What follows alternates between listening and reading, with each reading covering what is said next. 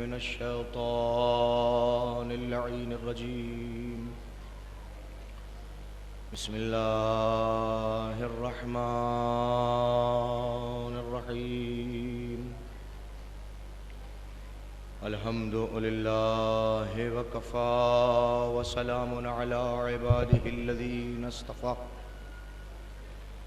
خصوصا على محمد المصطفى وعلي المرتضى والفاطمة الزهراء والحسن المجتبى والحسين الشهيد بأرض كربلاء وآله النجبة الذين أذهب الله عنهم الرجس وطهرهم تطهيرا.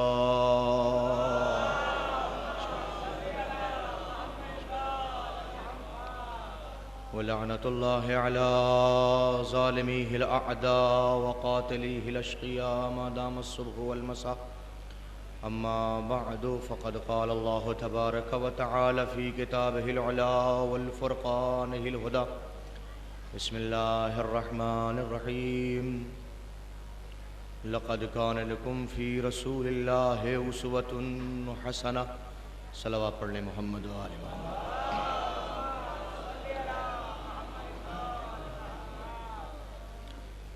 گرامی قدر سامعین، بزرگان قوم و ملت، نوجوانان عزیز اور میرے ملک کی قابل فخر وہ تمام شخصیات کے جن کے گوش سماعت تک میری آواز پہنچ رہی ہے، یہ موقع جو ہم سب کو بفیض مولائے متقیان حضرت علی ابن ابی طالب علیہ السلام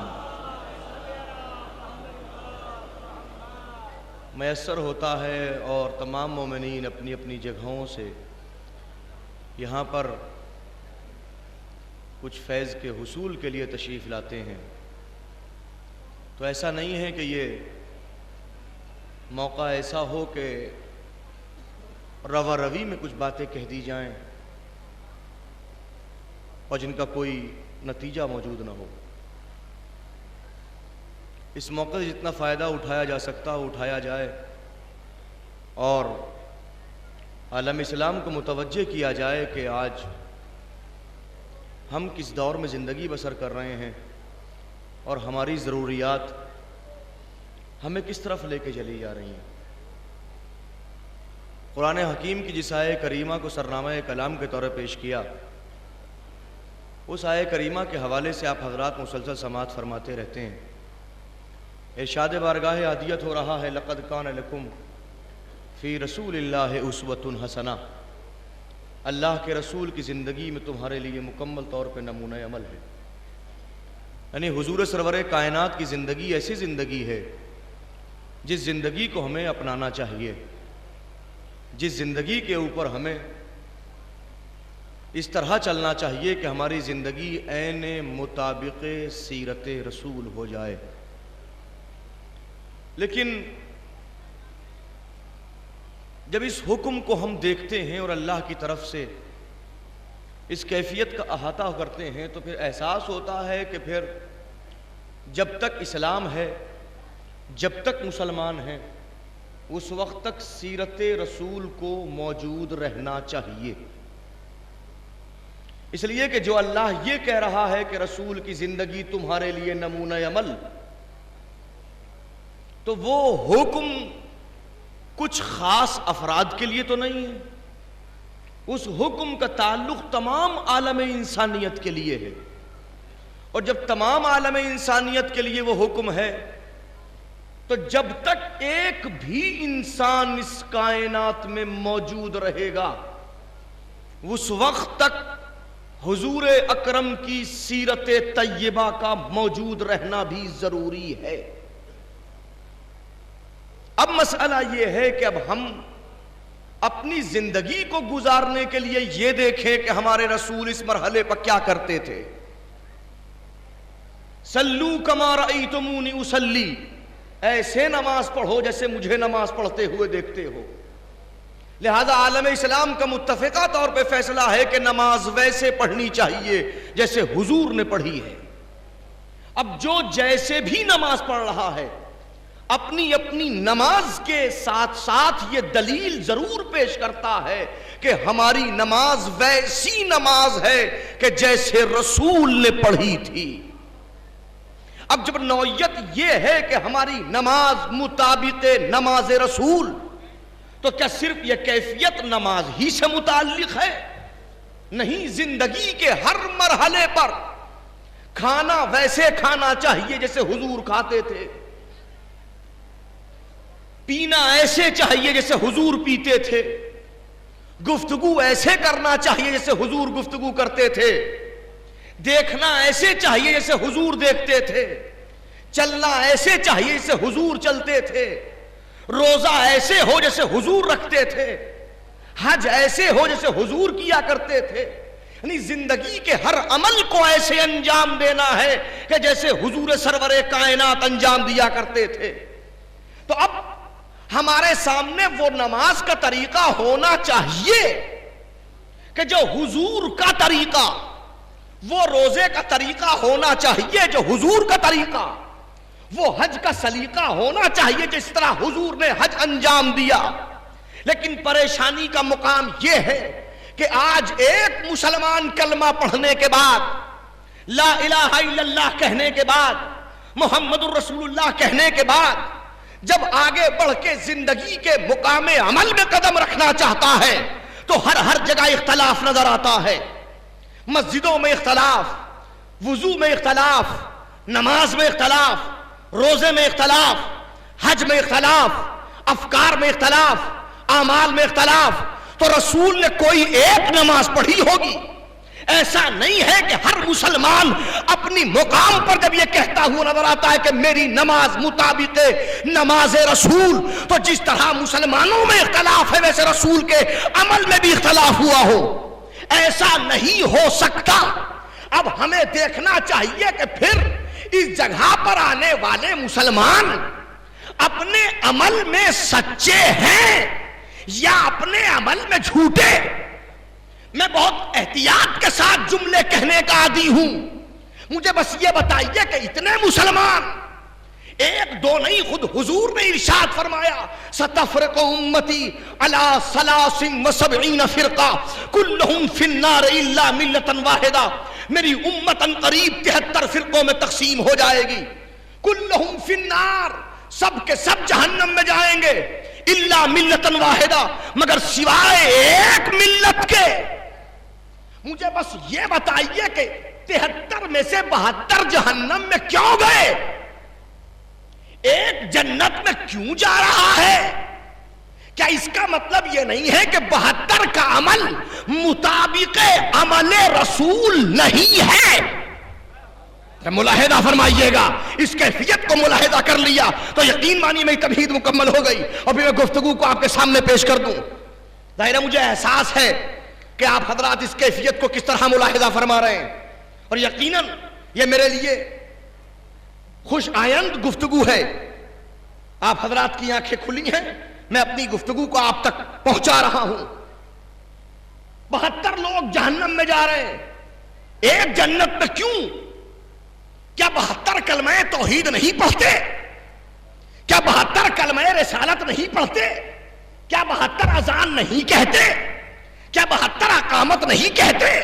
کیا 72 کے پاس نماز نہیں؟ کیا 72 کے پاس قرآن نہیں؟ کیا 72 کے ساتھ اذان و اقامت کا تصور نہیں؟ کیا 72 لوگ جو جہنم میں جا رہے ہیں وہ روزہ نہیں رکھتے؟ کیا وہ حج نہیں کرتے؟ کیا وہ زکوٰۃ نہیں نکالتے؟ کیا ان کے امر بالمعروف نہیں؟ کیا ان کے ہاں نہیں یعنی منکر نہیں؟ سب کچھ ہے مگر پھر بھی جہنم. اب یہاں آنے کے بعد ہمیں سوچنا پڑے گا کہ اب نماز جہنم سے نہیں بچائے گی، روزہ جہنم سے نہیں بچائے گا، حج جہنم سے نہیں بچائے گا، کلمہ توحید جہنم سے نہیں بچائے. کوئی خاص کیفیت ہے؟ وہ خاص کیفیت کیا؟ کہ کلمہ ہو تو ویسا جیسا رسول نے بتایا. اللہ اللہ. روزہ ہو تو ویسا جیسے رسول نے بتایا. نماز ویسی جیسے رسول نے بتائی. اب آپ کہیں گے جناب یہ کیا بات کر رہے ہیں, اتنے مسلمان نماز کر رہے ہیں, ذرا نماز کے اوقات کو دیکھیے. دنیا میں کون سا وقت ایسا ہے کہ جس وقت اذان کی آواز بلند نہ ہو رہی ہو؟ اس پوری کائنات کے اس کرۂ ارض کے اوپر اللہ اکبر کی آواز ہمیشہ ہے, اشہد ان لا الہ الا اللہ کی آواز ہمیشہ ہے, اشہد ان محمد رسول اللہ کی آواز ہمیشہ ہے, حی علی الصلاۃ کی آواز ہمیشہ, حی علی الفلاح کی آواز ہمیشہ. تو جب یہ آوازیں مسلسل گردش کر رہی ہیں تو پھر اس کیفیت کے اوپر ہم کیسے کہہ سکتے ہیں کہ نماز پڑھنے کے بعد جہنم, روزہ رکھنے کے بعد جہنم, زکات نکالنے کے بعد جہنم؟ بس صرف کیفیت یہ کہ نماز کو نہ دیکھو, اس کیفیت کو دیکھو کہ وہ نماز مطابق نماز رسول ہے یا نہیں. غور فرما رہے ہیں آپ حضرات؟ اب میں آپ کے سامنے اس کیفیت کو ملاحظہ فرمانے کے لیے دلیل دے دوں. اب ایک دو دن کا مرحلہ نہیں, طبقات ابن سعد, سب سے قدیم کتاب, تاریخ طبری, تاریخ کی سب سے پہلی کتاب, دو کتابوں میں واقعہ موجود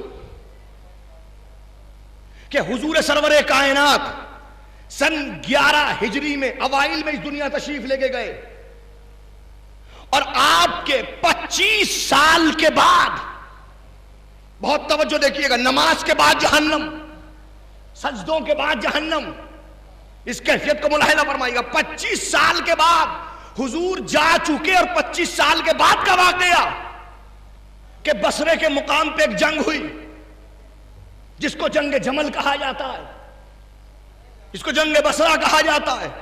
جب جنگ کا اختتام ہو گیا تو مولائے متقیان نے بصرے کی مسجد میں نماز پڑھائی, اور نماز پڑھنے والے اب دونوں طرف کے لوگ, اور جب نماز پڑھانے کے لیے علی کھڑے ہوئے تو روایت کا طریقہ یہ کہ نماز شروع ہوئی تو اللہ اکبر سے, آگے بڑھی تو اللہ اکبر کے توسط سے, اختتام ہوا تو اللہ اکبر پر, ابتدا بھی اللہ اکبر, انتہا بھی اللہ اکبر, اٹھے تو اللہ اکبر, سجدے میں گئے تو اللہ اکبر, سجدے سے اٹھے تو اللہ اکبر, مسلسل تکبیریں علی کہتے رہے. جب نماز تمام ہوئی تو تاریخ نے لکھا کہ پہلی صف سے ایک اندھا صحابی رسول کھڑا ہوا جس کا نام حسین ابن عمران, کھڑا ہو کے کہتا ہے کہ آج نماز کس نے پڑھائی؟ کہ آج علی نے نماز پڑھائی. تڑپ کے اندھے صحابی نے کہا واللہ قد صلیتو صلاۃ رسول اللہ, قسم بخدا آج وہی پڑھی جو رسول کے پیچھے.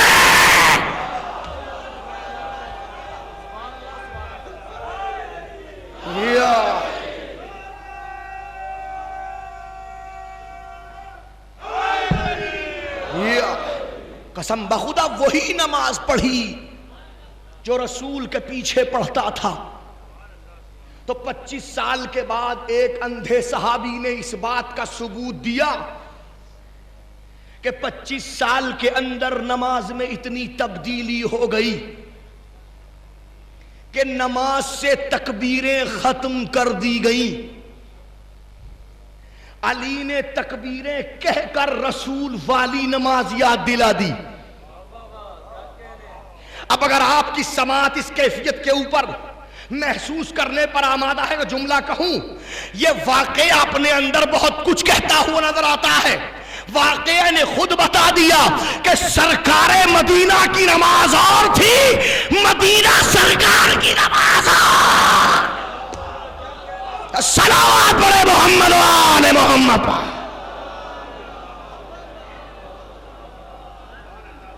یعنی اس منزل کے اوپر کچھ لوگوں نے چاہا نا, کچھ لوگوں نے اس منزل پر چاہا.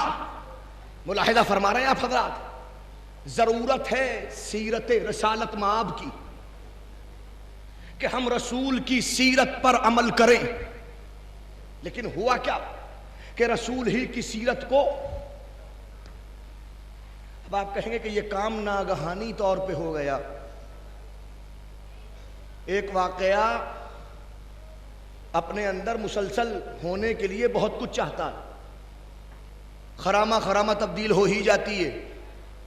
اب میں 2-3 چیزیں پڑھ رہا ہوں آپ کی خدمت میں، ذرا بہت توجہ سنیں آپ حضرات، اس لیے کہ آج ہم سب پہ واجب ہے کہ اپنی زندگی کو دیکھیں کہ آیا مطابق سیرت حضور سرور کائنات ہے یا نہیں. بات عمومیت کے ساتھ اس لیے ہو رہی ہے کہ گفتگو صرف ان لوگوں کے لیے نہیں ہے کہ جو یہاں بیٹھیں.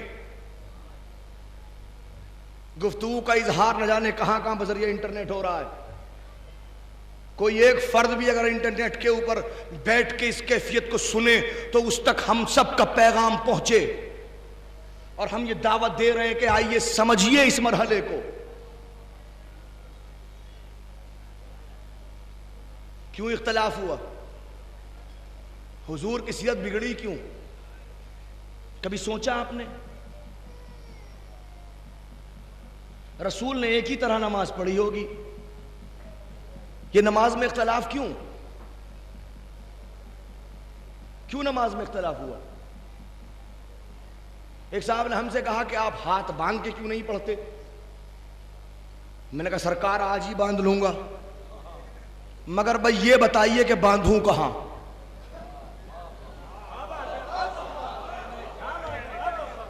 غور کیجئے گا. میں نے کہا میں آج ہی باندھ لوں گا مگر بتائیے باندھوں کہاں؟ کہنے کیا مطلب؟ میں نے کہا کہ جہاں رسول نے باندھے تھے وہاں باندھوں گا. ثابت کر کے دکھائیے آپ کہاں باندھے تھے. کہ جی کیا کہنا چاہتے؟ میں نے کہا عالم اسلام میں 4 فقہ ہیں، فقہ حنفی، فقہ شافعی، فقہ حنبلی، فقہ مالکی. امام ابو حنیفہ کی فقہ جس پہ ہندوستان اور پاکستان کے تمام عامہ عمل کرتے ہیں وہ فقہ حنفی کہلاتی ہے. امام شافعی کی فقہ پہ عمل کرنے والے شافعی کہلاتے ہیں. امام احمد ابن حنبل کی فقہ پہ عمل کرنے والے حنبلی کہلاتے ہیں. امام مالک ابن انس کی فقہ پہ عمل کرنے والے مالکی کہلاتے ہیں. حنبلی جو ہاتھ باندھتے ہیں وہ سینے پہ باندھتے ہیں، شافعی ناف کے اوپر باندھتے ہیں، حنفی ناف کے نیچے باندھتے ہیں، مالکی ہاتھ کھول کے نماز پڑھتے ہیں. 4 فقہ ہیں. اب آپ کہیں کہاں کہاں یہی بتا دوں آپ لوگوں کو میں.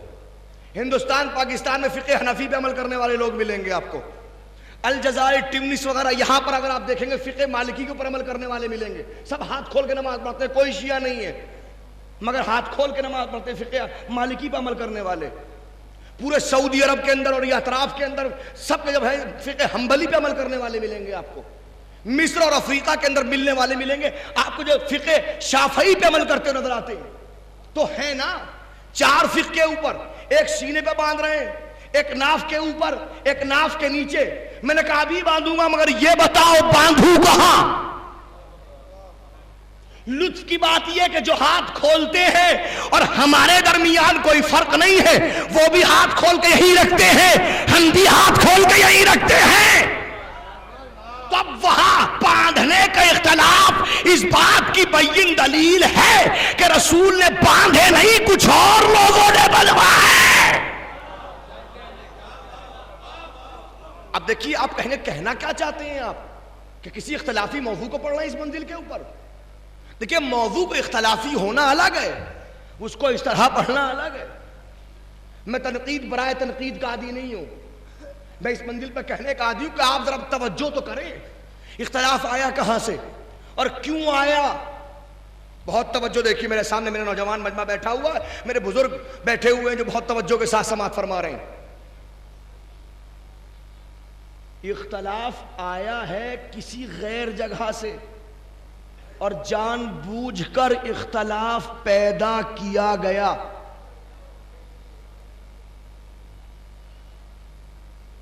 کیسے؟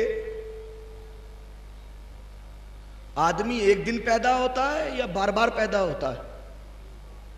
ظاہر ہے کہ ایک دن پیدا ہوتا ہے. جس گھر میں جو پیدا ہو رہا ہے جب پیدا ہوتا ہے تو کیا گھر میں ان کی والدہ کو پتا ہوتا ہے کہ آگے چل کے کیا کریں گے؟ بہت بڑا وکیل آج بالفرض جب وہ کل پیدا ہوا تھا کیا اس کی ماں کو پتا تھا کہ یہ بہت بڑا وکیل ہوگا؟ کوئی بہت بڑا جج انڈیا کا سپریم کورٹ کا جج، جب وہ پیدا ہوا تھا کہ اس کے والدین کو یا ماں باپ کو، دادا دادی کو، محلے پڑوس کو، کسی کو معلوم تھا کہ آنے والے فیوچر میں، آنے والے وقت کے اندر یہ بہت بڑا ایک جج بنے گا، پورے ملک کا سپریم کورٹ کا جج بنے گا؟ انڈیا کا پرائم منسٹر ہے، پریزیڈنٹ ہے، پردھان منتری، راشٹرپتی جب پیدا ہوا تھا کسی کو پتا ہے یا تھا پتا؟ کیوں؟ اس لیے کہ پیدا ہونے والا اس طرح پیدا ہوا ہے کہ کسی کو نہیں معلوم کہ آنے والے زمانے میں کیا ہوگا. لہذا اس جگہ پر اگر آپ کسی کی تاریخ ولادت کو معلوم کیجئے تو ممکن ہے کہ تاریخ ولادت کے اندر اختلاف ہو جائے. ماں کہے اس تاریخ کو پیدا ہوئے، باپ کہے اس تاریخ کو پیدا ہوئے، دادا کہے اس تاریخ کو، محلے والے اس تاریخ کو، پڑوسی اس تاریخ کو، ماموں کسی اور تاریخ کو کہتے. کیوں؟ اس لیے کہ پیدا ہوتے ہوئے نہیں معلوم تھا کہ کیا ہونے والا ہے. لیکن اس کے برعکس اگر کوئی بڑی شخصیت چلی جائے،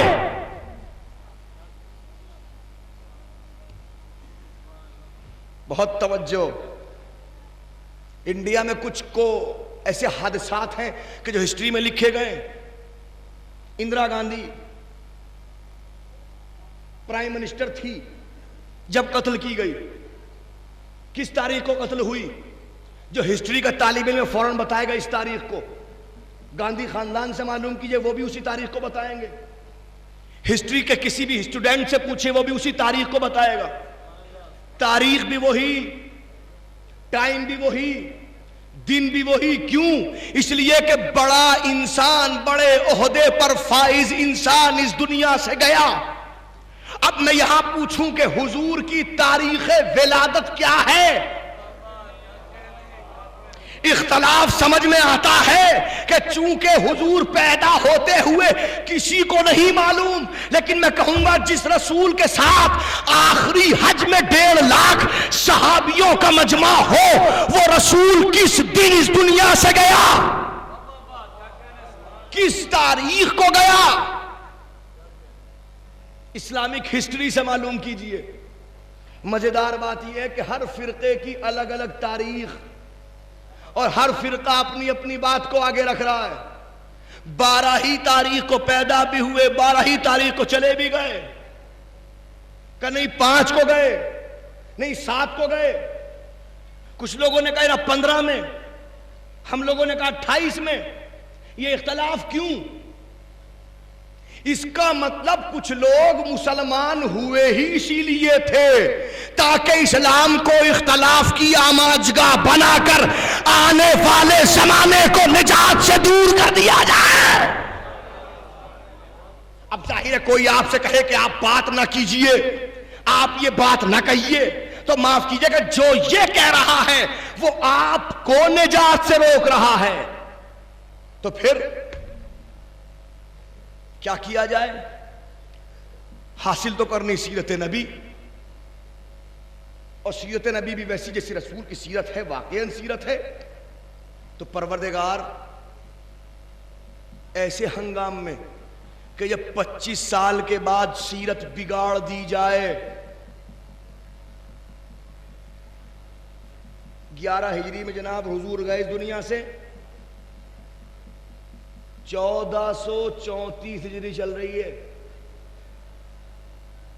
آج 14 رجب تھی، 1434 ہجری. 11 کو مائنس کر دیجئے، 11 کو کم کر دیجئے، تو 1423 سال ہو گئے حضور کو اس دنیا سے گئے ہوئے. آج ہم پہ عمل ویسے کرنا ہے جیسے رسول نے کیا. اے اللہ، اے میرے معبود، اے پروردگار، جب تو نے ہم سب پہ واجب کیا، فرض کیا کہ ہم سب کے اوپر رسول کی سیرت کے مطابق عمل کرنا واجب ہے، تو تو نے انتظام کیا کیا ہمارے لیے کہ ہم سب سیرت رسول کو اپنائیں اور ویسے اپنائیں جیسے تیرے رسول کی سیرت تھی۔ تو اللہ نے اس مرحلے پر جواب یہ دیا کہ یہی جو سمجھانے کے لیے میرے رسول نے اس بات کو بیان کر دیا کہ اولنا محمد، اوسطنا محمد، آخرنا محمد، وکلنا محمد۔ ارے ایک محمد بھیجوں گا سیرت بنانے کے لیے، 12 بھیجوں گا سیرت بچانے کے لیے۔ سلام پڑھے محمد آل محمد۔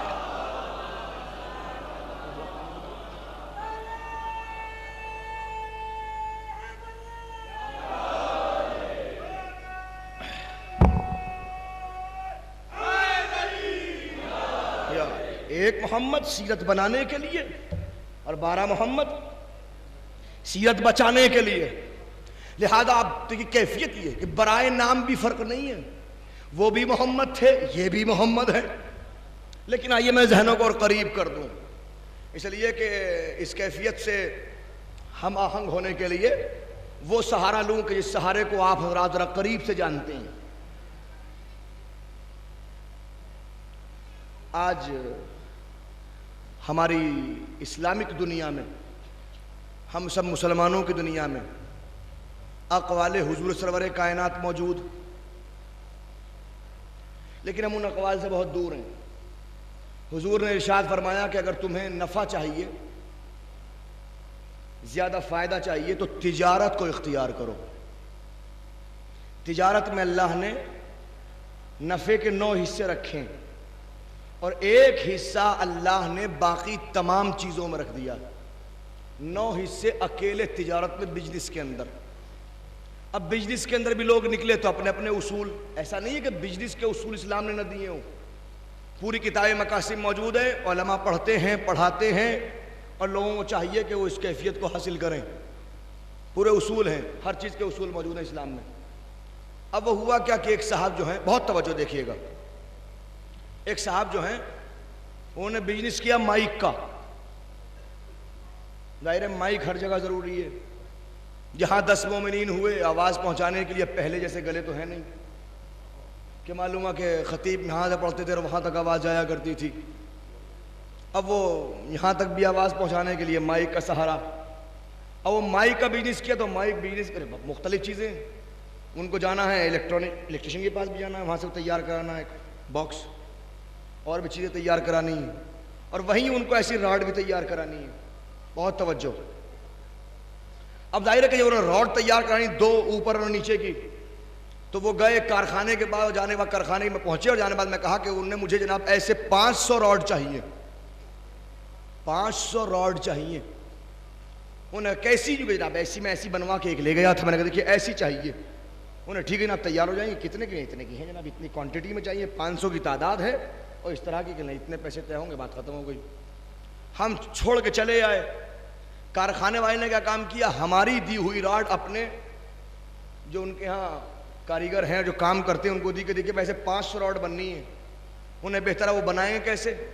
تو ظاہر ہے 500 راڈ بنانے کے لیے پہلے ایک ڈائی بنائی جائے گی جس کے اندر لوہا پگھلا کے ڈالا جائے۔ اب وہ اتفاقاً جو ڈائی بننے کے لیے گئی، ڈائی والے نے گڑبڑ کر دی کہ اس نے راڈ جو بنائی بیچ میں ٹیڑھی کر دی۔ اب جب بیچ سے ٹیڑھی ہوئی انہوں نے بھی غور نہیں کیا، آیا مال بننا شروع ہوا، 500 راڈ بن گئی کہ لیجیے جناب بن گئی، بہت عمدہ بنی ہے، بہت خوب، اور ایسی بنی ویسی بنی ہے کہ بھئی لے کے آئی جو مول صاحب دے کے گئے تھے راڈ۔ اب مول صاحب کی دی ہوئی راڈ لائی گئی تو وہ تو بالکل سیدھی ہے۔ اما بھائی یہ تو سیدھی ہے، یہ تو ٹیڑھی کر دی ہے آپ نے۔ کہ اب کیا کیا جائے؟ کاریگر کچھ زیادہ ہی بڑا مسلمان تھا۔ انہوں نے کہا جو مول صاحب آئے تھے وہ نمونے میں کیا لے کے آئے تھے، سیمپل میں کیا لے کے آئے تھے؟ کہ یہ راڈ ایک ہی تھی ان کے ہاتھ میں؟ ہاں ہاں پکی یاد ہے؟ جی ہاں ایک ہی تھی۔ کو دیے ہمیں دیجئے۔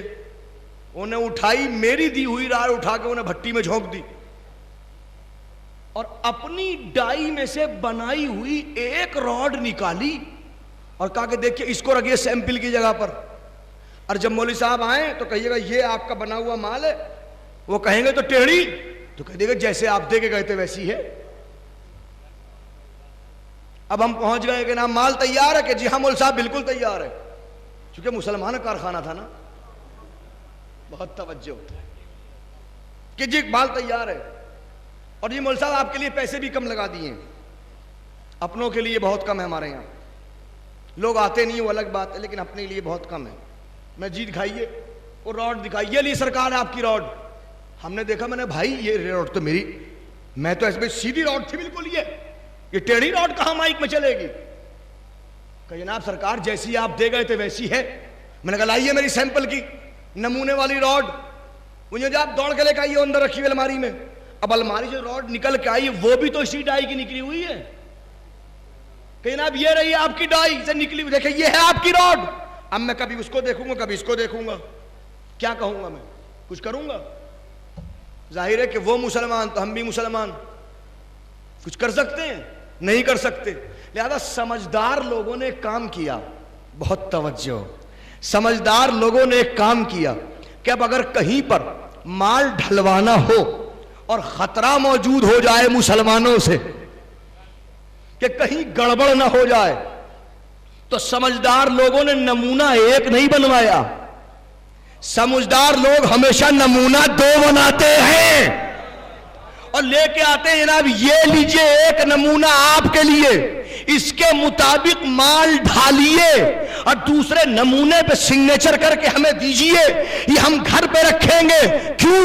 اس لیے کہ جب مال جانچیں گے تو آپ کے نمونے سے نہیں, اپنے نمونے سے.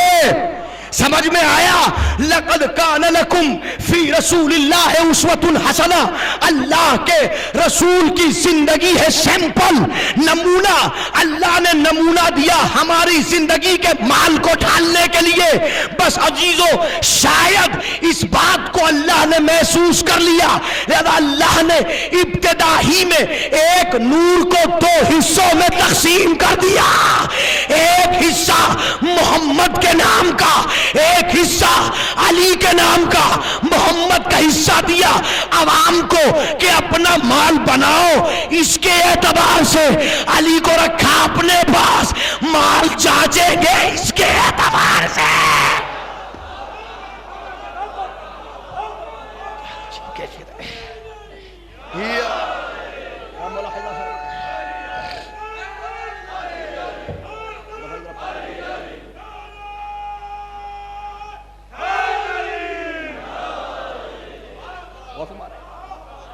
ایک نور کو دو حصوں میں تقسیم کر دیا. اب ایک بات اور عرض کروں آپ خدمت میں, ذرا یہیں سے جواب دیکھ لیجئے. بارگاہ علی میں بیٹھے ہیں آپ حضرات. آج کی دنیا میں انٹرنیٹ پہ بڑے سوال ہوتے ہیں, آپ ایف بی پہ بیٹھے ہوئے ہیں, واٹس ایپ پہ بیٹھے ہوئے ہیں, نمبر سے بیٹھے ہوئے ہیں, معلوم سوالات, یہ کوشچن کیوں, یہ کوشچن کیوں, اور کوئی صرف لڑکوں میں ہی, لڑکیوں کے اندر بھی معلوم پریشان کر رکھا ہے. پوری ایک مہم چل رہی ہے ذہن کو مشوش کرنے کے لیے, پریشان کرنے کے لیے. کسی طرح اس پورے مجمع کو ہٹا دو اس مسلک سے. ارے یہ پورا مجمع بڑا غالی مجمع ہے, ہمیشہ رسول کو کم کر دیتا ہے, علی کو بڑھا دیتا ہے. ارے بھائی ہاں ہم نے کہاں بڑھا دیا؟ کیوں آپ بڑھاتے نہیں ہیں؟ کل 13 رجب تھی, آپ نے کہا علی خانہ کعبہ میں پیدا ہوئے, یہ بڑھا دیا آپ نے. المرتضیٰ کتاب کا نام مولانا ابو الحسن علی میاں ندوی کی لکھی ہوئی کتاب, اس میں صاف صاف لکھا ہے. چھوٹا موٹا مولوی نہیں تھا ابو الحسن ندوی, اتنے بڑے مولوی کا نام ہے کہ جس کے نام کو سننے کے بعد عرب میں آج بھی وہاں کے علماء کھڑے ہو جاتے ہیں. یہ واقعہ بتا رہا ہوں آپ کو میں, اگر جن کو دیکھنا ہے تو 87 میں جس وقت مسلم پرسنل لا بورڈ کا مسئلہ اٹھا تھا, اس وقت اس بات کو کہہ دیا گیا تھا راجیو گاندھی کے سامنے, جب اس نے کہا تھا کہ آپ ایک اسلام کی اسلامک اسکالرز کو بلائیے, ازہر سے, جامعہ ازہر سے, مصر سے بلائیے, سعودی عربیہ سے بلائیے, آپ وہاں سے بلائیے. تو یہاں کے علماء نے اس وقت کہا تھا کہ کسے بلا رہے ہو, کہاں سے بلا رہے ہو؟ تمہارے پاس اتنے بڑے بڑے علماء ہیں کہ ان کا نام سن کے عرب کے علماء کھڑے ہو جاتے ہیں, اتنے بڑے مولوی. اس نے اپنی کتاب میں لکھا کہ یہ جھوٹ ہے کہ علی کعبے میں پیدا ہوئے, جھوٹ, کوئی نہیں پیدا ہوا. اور پھر کہنے والے کیا کہہ رہے ہیں؟ تو ان کی بات تھی. اب سنیے کہ اگر پیدا کرنا ہی مقصود تھا اور اللہ علی کو فضیلت دینا چاہتا تھا تو علی کو کیوں دیتا؟ رسول کو پیدا کرتا. رسول پیدا ہوتے. رسول سے بڑا اس کائنات میں کون ہے؟ رسول سے بڑا کائنات میں کوئی ہے نہیں. اور جب رسول سے بڑا کائنات میں ہے نہیں تو رسول پیدا ہوتے، علی کیوں پیدا ہوئے؟ یہ سب شیعوں کی باتیں یہ بڑھا دیتے ہیں اپنی منزل سے. علی مال ڈھالنے کی بات ہے نا. لقد کان لکم فی رسول اللہ اسوۃ حسنہ. اللہ کا رسول ہے سیمپل. اللہ نے ایک نور کو 2 حصوں میں تقسیم کیا. جو سیمپل تھا محمد کے نام کا وہ دیا ہمیں. اب اگر آپ 2 سیمپل لے کے جائیں تو جس کے مطابق مال ڈھلے گا وہ کسے دیں گے؟ وہ دیں گے اس کارخانے کو جہاں مال ڈھلے گا. لیکن جو سیمپل جانچنے والا ہے وہ رکھیں گے کہاں؟ نہیں پہنچا میرا مجمع. رکھیں گے کہاں؟ آپ کہیں گے وہ اپنے گھر میں رکھا جاتا ہے. بس یاد رکھو جو مال بنانے کا نمونہ تھا وہ پبلک کو دے دیا. موبائل چاچنے کا نمونہ تھا وہ کعبے میں اپنے گھر رکھ لیا. مال چاچنے کا نمونہ، جو مال چاچنے کا نمونہ تھا وہ اپنے گھر رکھ لیا. یہی وجہ ہے عزیزوں، اگر آپ دیکھ سکیں تب میں دلیل دے رہا ہوں. بہت توجہ، گفتگو ہو رہی ہے. برادر عزیز مولانا ندیم اصغر صاحب بھی ارشاد فرما رہے تھے اس کیفیت کو. ان سے پہلے بھی کچھ علماء نے اس بات کی طرف اشارہ کیا کہ باقاعدہ سیرت نبی کو بگاڑنے کی کوشش، رسول کی زندگی کو بگاڑنے کی کوشش، کبھی کارٹون، کبھی فلم، کبھی خاکے، کبھی یہ کبھی وہ، مختلف عنوان سے مسلمان مشتعل ہو جائیں، پریشان ہو جائیں، سیرت رسول سے دور ہو جائیں. سب باتیں ہو رہی ہیں. ابھی بات کہیے نا کیا یہ باتیں پہلے تھیں؟ ہاں پہلے بھی تھیں، آج بھی ہیں. دلیل یہ ہے کہ اب ایک کتاب آئی تھی ہندوستان میں، بین ہے ہندوستان میں اس کتاب کے اوپر ہیں، لیکن میرے بزرگ جانتے ہیں کتاب کا نام تھا رنگیلا رسول. معلوم ہے کس نے لکھی تھی؟ نوجوانوں کو نہیں پتا، ہم بتا رہے ہیں. سوامی کلجگانند. سوامی کلجگانند نے کتاب لکھی رنگیلا رسول، اور اس میں حضور سرور کائنات کی شان میں گستاخیاں، کیا کیا کچھ کہہ نہیں سکتا میں آپ لوگوں کی خدمت میں، کیا کیا کچھ بتا نہیں سکتا آپ کی خدمت میں. جب کتاب منظر عام پہ آئی تو مسلمانوں کا ایک وفد جمع ہو کے سوامی جی کے پاس پہنچا. سوامی جی آپ نے کتاب لکھی؟ کہ جی بالکل لکھی. کہ پتہ ہے آپ نے کتنی بڑی جرات کی ہے؟ سوامی جی نے کہا بھائی جو جرات ہو گئی وہ تو ہو گئی، لیکن اگر اس جرات میں ایک سینٹنس، ایک جملہ بھی اگر میرا اپنا ہو تو ابھی تختہ دار پہ چڑھا دو، ابھی گولی مار دو، ابھی قتل کر دو. لیکن اگر یہ سب کا سب میں نے مسلمانوں کی صحیح کتابوں سے لکھا ہو تب سوچئے جب صحیح کتابوں میں اتنا غلط ہے. لکھا گیا نا رنگیلا رسول لکھا. مسئلہ یہ ہے کہ رسول کی سیرت بگڑی کیوں؟ اب جو لوگ اس کیفیت میں دیکھ سکتے ہیں آپ حضرات، اتفاق کی بات کتاب چھپ چکی ہے اور یہاں کتابوں کے اسٹال کے اوپر موجود ہوگی. کتاب کا نام ہے خطبات نماز جمعہ. ڈاکٹر کلب سالی صاحب کی کتاب ہے وہ، جس میں نماز جمعہ کے خطبات ہیں. ان میں مل جائے گا آپ کو، لیکن میں وہاں سے نہیں پڑھ رہا ہوں، میں ریفرنس یوں دے رہا ہوں کہ خود ڈاکٹر کلبزائی صاحب اس میں موجود تھے. میرٹھ کے اندر جہاں سے تعلق ہے حقیر فقیر سراپا تقصیر کا، وہاں پہ گھنٹہ گھر کے اوپر ایک سیرت النبی کا جلسہ ہوا کرتا تھا، جس کو متحد ہو کے مسلمان آپس میں، اس کے اندر یہ ہوا کہ یہ تھا کہ 2 شیعوں میں سے اور 2 برادران سنت میں سے تشریف لے کے آئیں گے علماء اور وہ خطاب فرمائیں گے، سیرت النبی کا جلسہ. اب وہاں پہ تقریریں ہو رہی ہیں. اب اس بات کو ڈاکٹر صاحب نے بیان کیا، خطبہ دیکھ سکتے ہیں کتاب اگر یہاں رکھی ہو تو. میں اس لیے کہہ رہا ہوں کہ میرے پاس کچھ وہ مومنین بھی ان کے پاس پوری ریکارڈنگ موجود ہے میرٹھ کے اندر موجود، جنہوں نے خود مجھے بتایا کہ جناب علی وہاں پہ تقریر ہو رہی ہے اور ایک مولوی صاحب جو ہیں وہ تشریف لے کے آئے اور حضور کی سیرت پہ گفتگو کر رہے ہیں. جو زبان میں آیا اول فال بک دیا. یہ ادب ہے، ادب. اس ممبر نے زندگی دی ہے ہمیں. یہاں ایسا نہیں کہ زبان میں جو زبان میں آیا آپ کی مرضی آئی, نہیں, ایسا کچھ نہیں ہے. یہ ائمہ طاہرین کی جگہ ہے. اور یاد رکھیے اگر یہاں سے ادب کی باتیں ہوں تو ممبر ہے, اور ادب کی باتیں نہ ہوں تو یہ لکڑیوں کا ڈھیر ہے, ممبر نہیں ہے. اب یہ تاریخی جملہ میں نے کہہ دیا, سمجھ سکا اس کے لیے میرے بھی سبحان اللہ. اور کر رہے ہیں آپ حضرات, تو اب اس کیفیت کو ملاحظہ فرمائیں کہ رسول بھول جایا کرتے تھے. کیا بھول گئے؟ سورہ فاتحہ پڑھ رہے تھے بھول گئے, نماز پڑھا رہے تھے حضور سرور کائنات تعداد رکعات بھول گئے. جیسے آپ کی مسجد کا کوئی چھوٹا سا پیش نماز استغفر اللہ ثم استغفر اللہ, ویسے حضور کیا کہیں گے آپ؟ اور حد کر دی انہوں نے, حد. اب دیکھیں, نہ ہو کتاب میں تو میں ذمہ دار, نہ موجود آن ریکارڈ نہ ہو تو میں ذمہ دار. 2 سال پہلے ان کا انتقال ہوا جنہوں نے کہی بات یہ. وہ فرما رہے ہیں کہ جناب صبح کا وقت ہو گیا, اذان ختم ہو گئی, حضور بیت الشرف سے نہیں آئے. دق الباب کیا گیا, دروازہ کھٹکھٹایا گیا, اندر سے حضور ہڑبڑا کے باہر نکلے. خیریت کیا ہوا؟ کہ سرکار اذان ہو چکی ہے. کہ اچھا. فوراً حضور گئے, ابا سر پہ امامہ رکھا, ڈالی, چلے آئے. اللہ اکبر کہنا چاہتے تھے, استغفر اللہ استغفر اللہ استغفر اللہ استغفر اللہ, خاکم بدہن. حضور کو کچھ یاد آیا, حضور واپس گئے, تھوڑی دیر کے بعد آئے تو زلف مبارک سے پانی بہ رہا تھا. استغفر اللہ استغفر اللہ. یہ گھنٹہ گھر کی سڑک کے اوپر سیرت النبی کے جلسے میں ایک مسلمان مولوی رسول کی سیرت بیان کر رہا ہے. یہ کیوں؟ اس لیے کہ اللہ نے جو سیمپل اور جو نمونہ دیا تھا اس کو اتنا بگاڑا جائے کہ کچھ بگڑے ہوئے لوگوں کی سیرت کو رسول کی سیرت سے ملا دیا جائے, کچھ اتنی اوپر لے کے آیا جائے. ظاہر ہے کہ رسول کے برابر تو جا نہیں سکتے, رسول کو نیچے لے آؤ. کوشش کی گئی, بگاڑا گیا.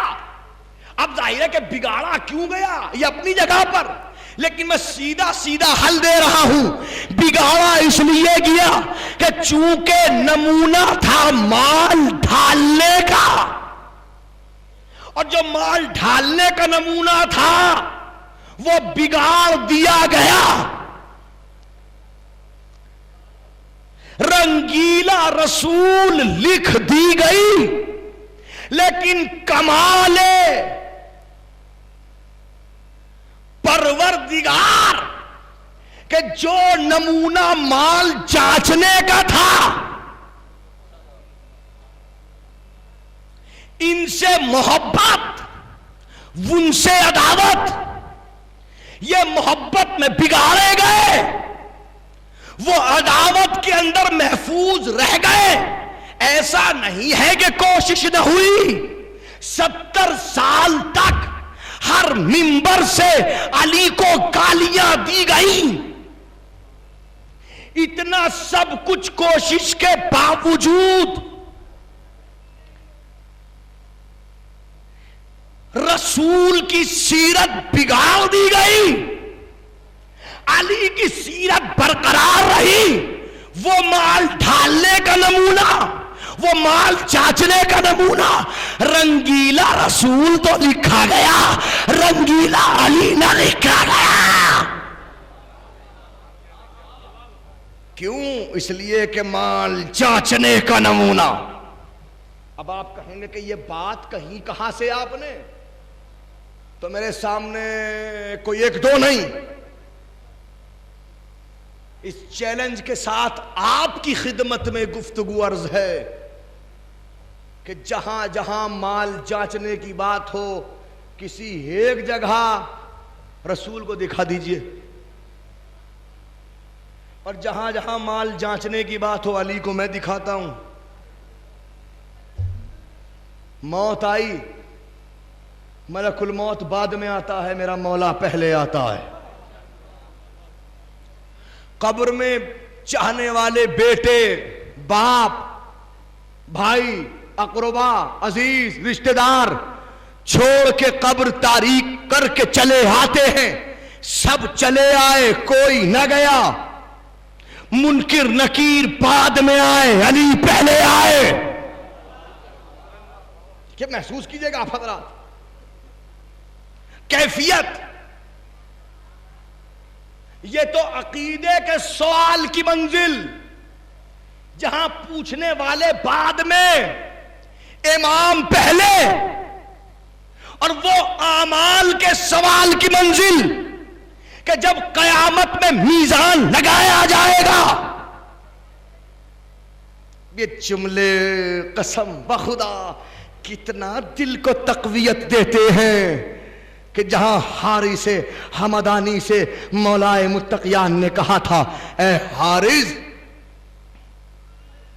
ہمارا چاہنے والا مشرق ہو کے مغرب، شمال ہو کے جنوب، جب روز قیامت اٹھایا جائے گا، میزان کے سامنے لایا جائے گا، تو اگر ہماری محبت اس کے دل میں موجود ہے تو اس کے سیئات کو ختم کرنے میں ہم مدد دیں گے، اس کے حسنات کو اضافہ کرنے میں ہم مدد دیں گے۔ اور اس کے بعد یہ فرمایا کہ یاد رکھو تمہارا کام میری محبت پر ثابت قدم رہتے ہوئے اللہ کی مرضی کا حصول کرنا ہے، لہذا تم اپنا کام کر کے جاؤ، جنت میں تمہارے گھر تک چھوڑنے کے لیے کوئی فرشتہ نہیں، میں خود علی جاؤں گا۔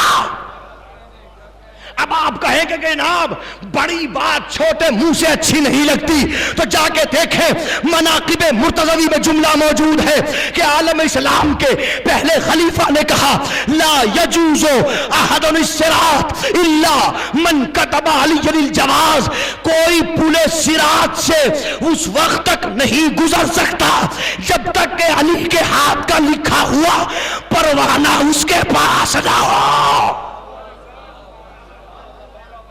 یہ مال جانچنے کی منزل ہے، تاکہ مال جانچا جائے تو اس منزل پہ آ جائے۔ اب کون ہے؟ علی سمجھائیں گے۔ اب آپ کہیں کہ یہ صرف علی ہی کا نام کیوں؟ اس لیے کہ تاریخ میں ایک علی ہی ہے۔ رسول نے پیا کیسے آپ بتا سکتے ہیں؟ رسول نے کھایا کیسے آپ بتا سکتے ہیں؟ رسول چلے کیسے آپ بتا سکتے ہیں؟ رسول بیٹھے کیسے آپ بتا سکتے ہیں؟ قبلہ میں جملہ کہوں، رسول جاگے کیسے آپ بتا سکتے ہیں؟ لیکن رسول سوئے کیسے؟ یہ کون بتائے؟ سیرت میں سونا بھی تو ہے، ایسے سوئیے جیسے رسول سوتے تھے۔ کوئی ہے جو بتائے؟ بھئی سونے میں آپ کو اپنا پتہ نہیں ہوتا، رسول کے سونے کی نقل کون کرے؟ یہ وہی تو ہو کہ اگر بستر پہ سو جائے تو اپنے نہیں کافر کہے کہ محمد سو رہا ہے، صلوات پڑھے محمد و آل محمد۔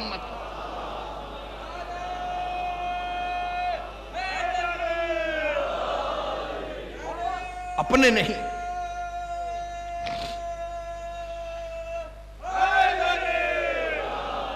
اپنے نہیں، رسول کریم کافر کہیں کہ محمد سو رہا ہے۔ اب کون ہے ایسا سوائے علی کے جو سونے میں بھی، اور یہی تو وجہ ہے کہ سونے کی کیفیت کو ملاحظہ فرمائیں گے بھئی ایک کیفیت کا اظہار کرتے ہوئے گفتگو کو اختتام کی منزلوں سے قریب کرنا ہے۔ کیسے سوئے؟ کیسے سوئے؟ اللہ اللہ۔ رسول کا سونا کیسے معلوم ہے آپ کو؟ کیسے سوتے رسول؟ کہ رسول فرما رہے تنام عینی ولا ینام قلبی، میری آنکھیں سوتی ہیں دل نہیں سوتا، میری آنکھیں سوتی دل نہیں سوتا۔ کیوں؟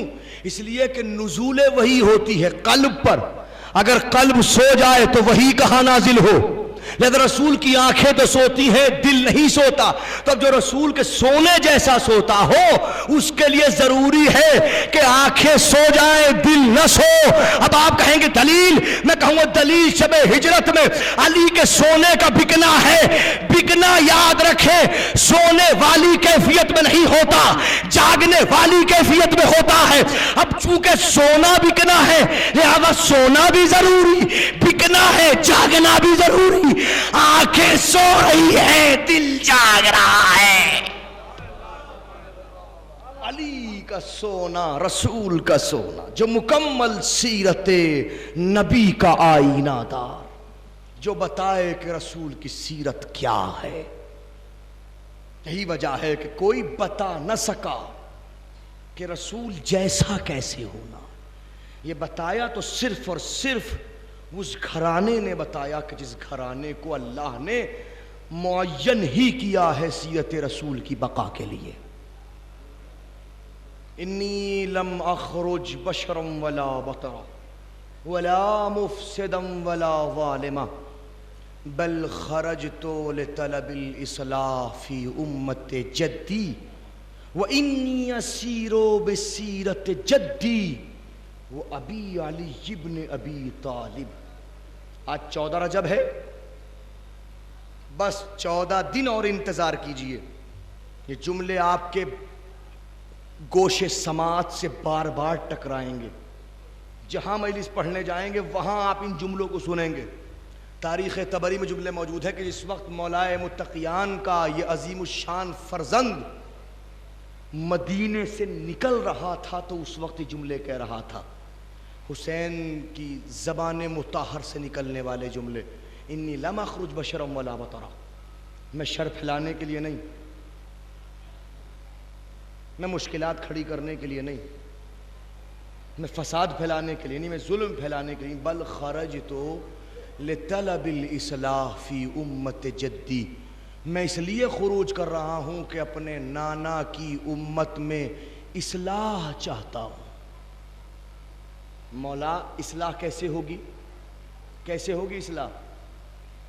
پورے بہت سارے جملے، انی آمر بالمعروف وانہی عن المنکر پر سلسلہ، آخر میں انی اسیر بسیرت جدی و ابی علی ابن ابی طالب۔ اصلاح ایسے ہوگی کہ میں نانا کی سیرت پہ چلوں گا، میں بابا کی سیرت پہ چلوں گا۔ رسول کا نواسہ بتا رہا ہے سیرت رسول کو بچانے کا طریقہ دو ہی ہیں، یا نانا رسول کی سیرت کو پر چل کے بتایا جائے یا باپ علی کی سیرت پر چل کے بتایا جائے۔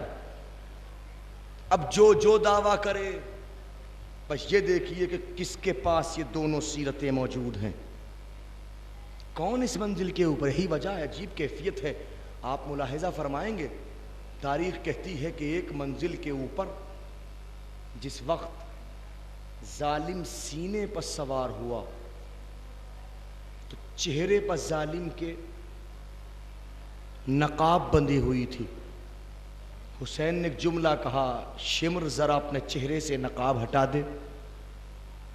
چہرے سے نقاب ہٹائی، کہا واللہ قد صدق جدی رسول اللہ، قسم بخدا میرے نانا رسول نے درست فرمایا تھا۔ کیا کہا تھا؟ کہا تھا اے حسین تیرا قاتل مبروس ہوگا، تیرے چہرے پر برس کے نشان ہے، تو مبروس ہے۔ اور اس کے بعد میں کہا شمر اتنا بتا دے، حل غیرت سیرت النبی، کیا میں نے رسول کی سیرت کو تبدیل کر دیا؟ کیا میں نے حلال محمد کو حرام کیا یا میں نے حرام محمد کو حلال کیا؟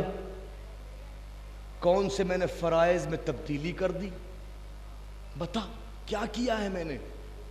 اب قاتل کہہ رہا ہے نہیں حسین، آپ نے حلال محمد کو حلال رکھا، آپ نے حرام محمد کو حرام رکھا، آپ نے کوئی تبدیلی نہیں کی۔ جب قاتل نے کہا کوئی تبدیلی کی تو آپ نے کہا کہ پھر آخر مجھے قتل کرنے کی وجہ کیا ہے، کیوں قتل کر رہا ہے؟ اب جملہ سنیں، وہی جملہ،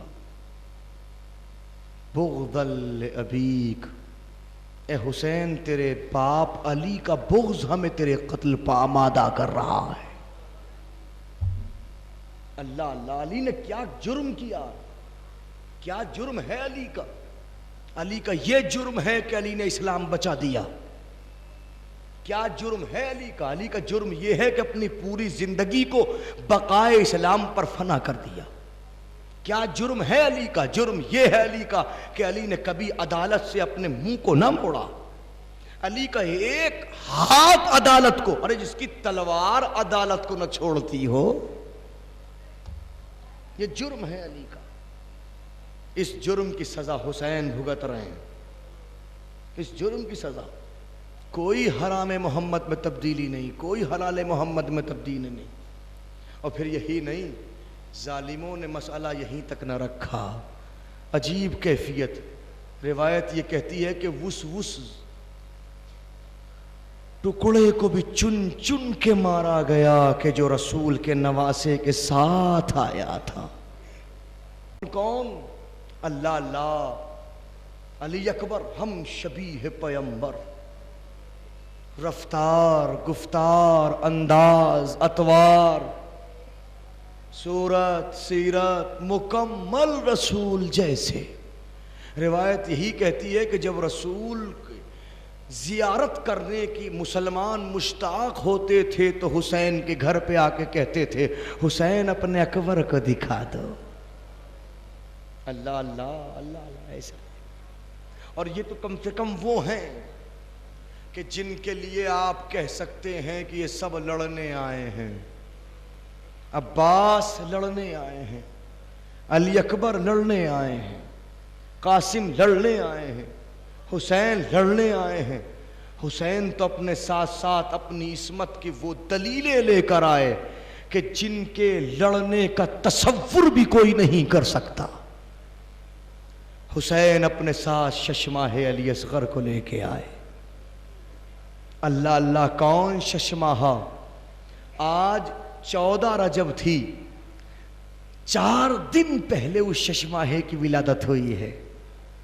10 رجب کو اس ششماہ کی ولادت، ابھی 4 دن کا بچہ ہے حسین کے گھر میں. کوئی زیادہ دن 18 دن گھر میں رہنا نصیب ہوگا. 10 کو پیدائش ہے، 28 تاریخ آئے گی کہ حسین کے ساتھ ہم سفر ہو جائے گا. لگتا یہ ہے کہ علی اصغر تو پیدا ہی اس لیے ہوئے ہیں تاکہ پوری زندگی سفر میں کٹ جائے. پوری زندگی کا سفر اسلام کے لیے. اور پھر اللہ اللہ میرے عزیزو، اگر ضبط کی کیفیتیں موجود ہوں تو میں عرض کروں، حسین نے ہر اس شہید کو وہ رتبہ دیا جس رتبے کا اور جس صلاحیت کا وہ مالک شہید تھا. وہ اتنی منزلوں پہ حسین لے کر آئے. اللہ اللہ میں کیسے عرض کروں. حسین نے سیرت رسول کے اس مرحلے کو تبدیل کیا کربلا کے میدان میں. رسول ہمیشہ اپنے اقربا کو پہلے بھیجتے تھے، صحابیوں کو بعد میں بھیجتے تھے. حسین نے اسلوب بدلا، صحابیوں کو پہلے بھیجا ہے، اقربا کو بعد میں بھیجا ہے. کیوں؟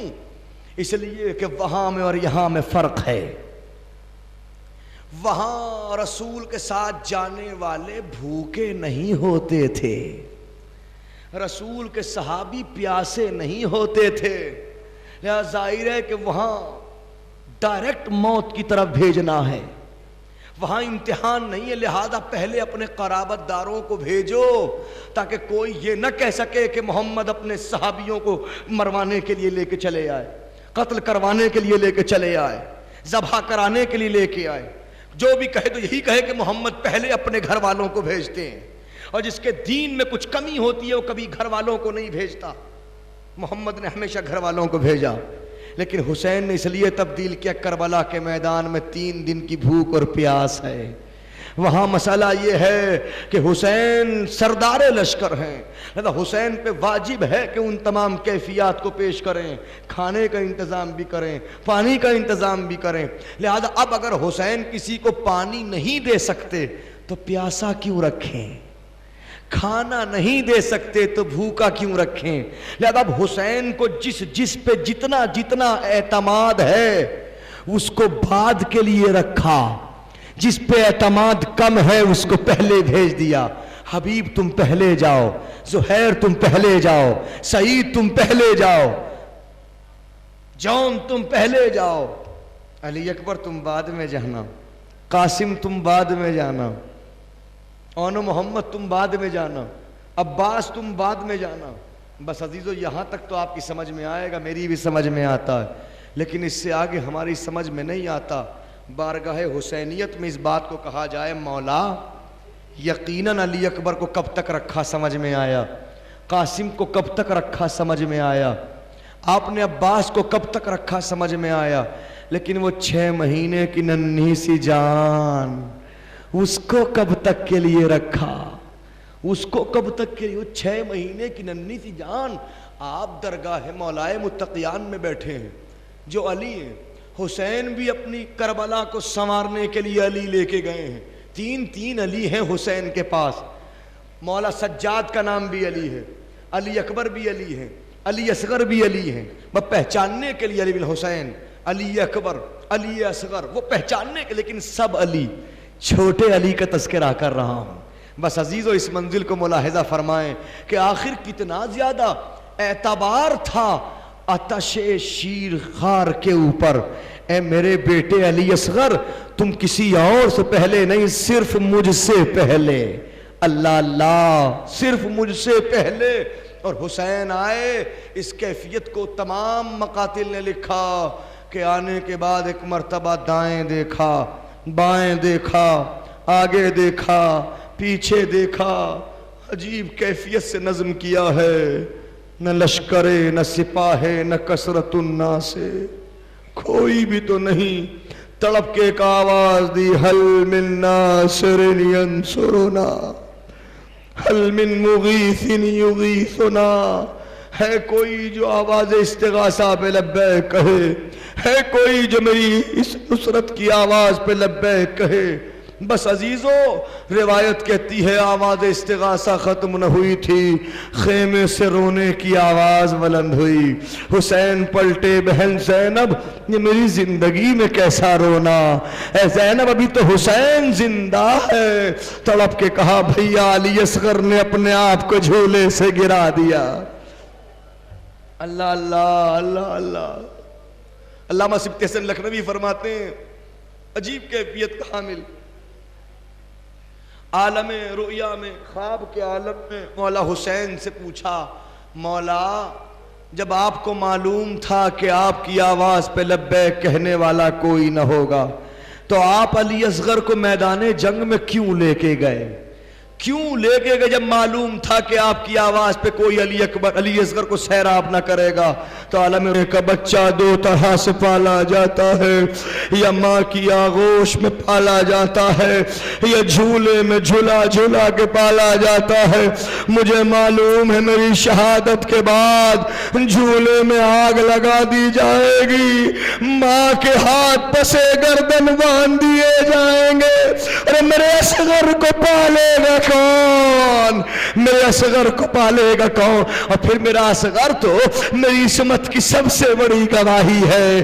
جب جب اصغر کی گفتگو کو عوام سنے گی تب تب میری عصمت کی گواہی دے گی کہ اکبر کو لائے تھے ممکن ہے لڑنے کے لیے لائے ہو، قاسم کو لائے تھے ممکن ہے لڑنے کے لیے لائے ہو، عباس کو لائے تھے ممکن ہے لڑنے کے لیے لائے ہو، لیکن اصغر کوئی 6 مہینے کا بچہ لڑنے کے لیے نہیں لایا جاتا۔ شہید ہوئے کچھ وہ جو 2 مرتبہ شہید ہوئے، لیکن تاریخ کربلا کا اکیلا شہید 6 مہینے کا مجاہد جو 1-2 مرتبہ نہیں 3 مرتبہ شہید ہوا۔ روایت کہتی ہے پہلی مرتبہ شہادت اس وقت ہوئی جب حسین اپنے ہاتھوں پہ علی اصغر کو لے کے کہہ رہے تھے، اے فوج جفاکار اگر تمہاری نظروں میں حسین گنہگار ہے تو اس بچے نے تو کوئی خطا نہیں کی، اور اس کی ماں کا دودھ خشک ہو گیا ہے، اس کو تھوڑا سا پانی پلا دو۔ روایت کہتی ہے ایک مرتبہ کسی نے نہ سنا تو حسین نے کہا اچھا تم سمجھتے ہو کہ اس بچے کے بہانے حسین پانی پی لے گا، لو میں اس بچے کو اس جلتی ہوئی زمین پر لٹا دیتا ہوں، تم خدا کے پانی پلا دو۔ حسین نے علی اصغر کو زمین پر لٹایا۔ روایت کہتی ہے 2 قدم پیچھے ہٹے، جب کوئی آگے آگے نہ بڑھا تو آگے بڑھ کے جلدی سے اٹھایا, چھاتی سے لگا کے کہا اے بیٹا اصغر تو بھی تو حجت خدا کا بیٹا ہے, شاید ان کو پتا نہیں کہ تو کتنا زیادہ پیاسا ہے, ذرا اپنی پیاس کا اظہار کر دے. روایت کہتی ہے ارے ننھے علی اصغر نے سوکھی ہوئی زبان اپنے خشک ہونٹوں پر پھرانا شروع کی. فوج اشقیاء میں کھلبلی مچ گئی, آواز آئی اختا کلام الحسین, ارے حسین کے کلام کو قطع کر دے. ایک 3 بھال کا تیر چلا, اللہ اللہ, ارے تیر بڑا تھا اصغر چھوٹا. اجرکم اللہ. بس عزیزو یہ تو پہلی شہادت علی اصغر کی ہوئی ہے, دوسری شہادت معلوم ہے کس وقت ہوئی. تاریخ کہتی ہے جب کربلا میں الا قتل الحسین بے کربلا کی آواز گونج چکی, الا صبح الحسین بے کربلا کی آواز گونج چکی, تو ایک مرتبہ ظالم نے حکم دیا تمام شہداء کے سر کاٹ کے جمع کیے جائیں, ان تمام سروں کو ہم یزید کے سامنے پیش کر کے انعام حاصل کریں گے. بس تمام شہداء کے سر کاٹے جانے لگے. علی اکبر کا سر کاٹ لیا گیا, حر کا سر کاٹ لیا گیا, اور محمد کا سر کاٹ لیا گیا, عباس کا سر کاٹ لیا گیا, حسین کا سر کاٹ لیا گیا. اب جو شمار ہوا تو 71 سر کا قتل تو 72 ہوئے تھے. ارے 72واں سر کہاں ہے؟ کسی نے کہا حسین نے اپنے چشماہے کو زمین کربلا میں دفن کر دیا.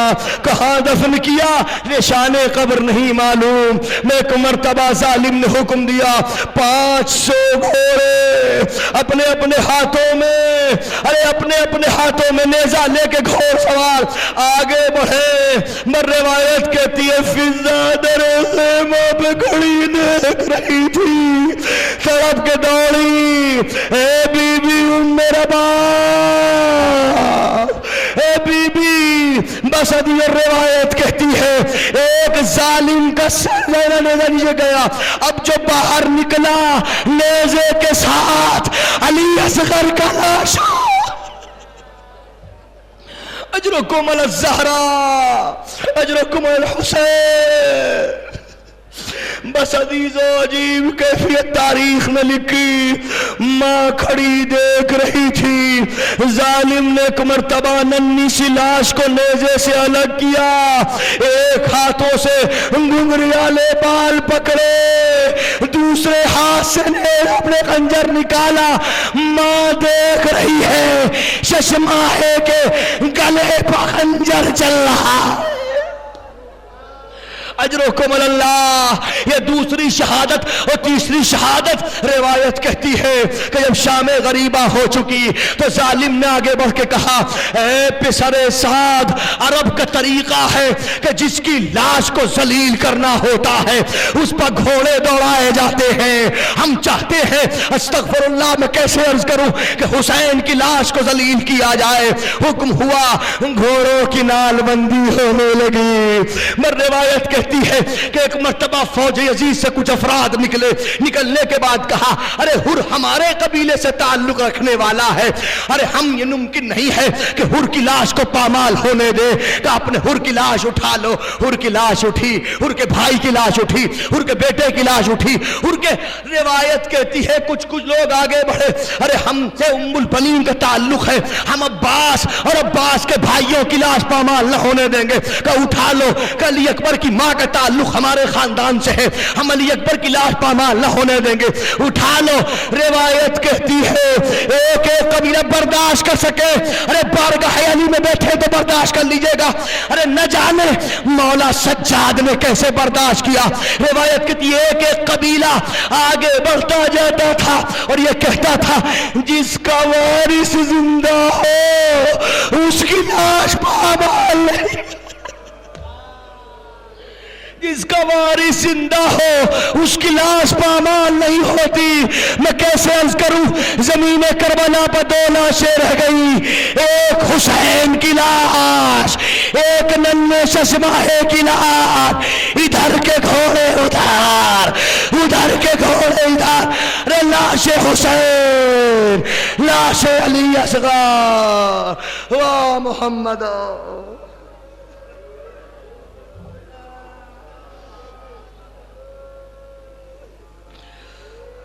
मोहतरम हुसैन,